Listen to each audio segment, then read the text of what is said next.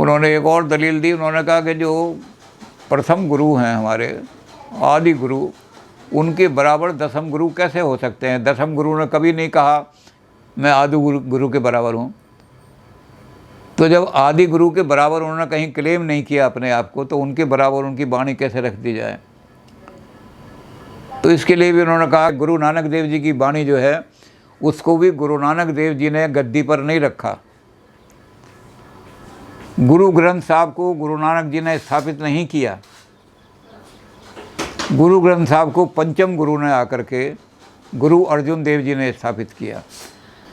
तो इसलिए उन्होंने कहा कि दशमेश गुरु ने कभी दावा नहीं किया कि मैं उनके बराबर हूँ, ना कभी उन्होंने ये कहा कि मेरे ग्रंथ को उनके बराबर का दर्जा मिलना चाहिए।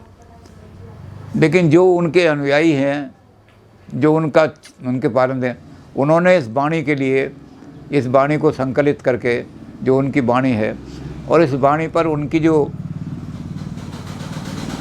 गुरु गोविंद सिंह की जो महारानी थी,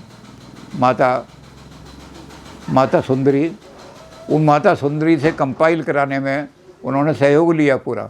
तो माता सुंदरी ने उसमें सहयोग दिया, और माता सुंदरी के सहयोग के बाद ये हमने गुरुद्वारे में स्थापित करके प्रथम गुरु के साथ इसका पाठ शुरू किया। तो ये जो दलील है कि पहले गुरु के साथ हम 10वें गुरु को कैसे, उन्होंने कभी कहा ही नहीं, वो तो आदि।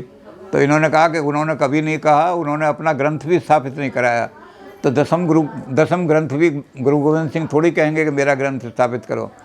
ये तो उनके अनुयायी जो हैं, जिन्होंने उनको संकलन किया है, और माता सुंदरी ने उसको अच्छी तरह से एडिट किया है, उसको देख करके रखा है। तो इसको यहाँ स्थान मिल जाना चाहिए।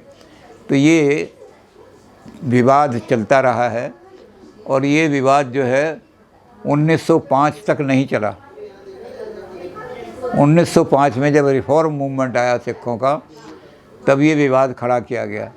तो जहाँ वो मूर्तियाँ हटाई गई थीं, वहाँ ये दसम ग्रंथ भी वहाँ से हटा दिया गया। आज पोजीशन ये है इस विवाद की कि 2 तख्त हमारे, यानी पटना साहब जहाँ गुरु गोविंद सिंह का जन्म हुआ, और नांदेड़ साहब, हजूर साहब कहलाता है वो, जहाँ उन्होंने ज्योति ज्योत समाए, जो इस शरीर को त्याग करके ज्योति, जो परम ज्योति में समा गए। वहाँ दोनों 2 तख्त जो हैं, उन दोनों तख्तों पर दसम ग्रंथ का पाठ आज भी होता है। वहाँ दसम ग्रंथ का पाठ किया जाता है। वो दसम ग्रंथ के जो मानने वाले थे, उनके सारे आर्गूमेंट को मानते हैं।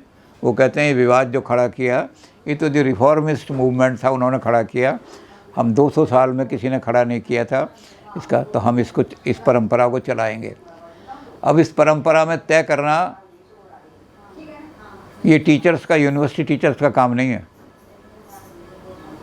इस परंपरा में जो दसम ग्रंथ के वो आर्गूमेंट थे, उसको माना गया या नहीं माना जाए, या उसको स्वीकार किया जाए, ये काम धर्म गुरुओं का है, एकेडमिशियन का काम ये नहीं है। इसलिए धर्म गुरु देखेंगे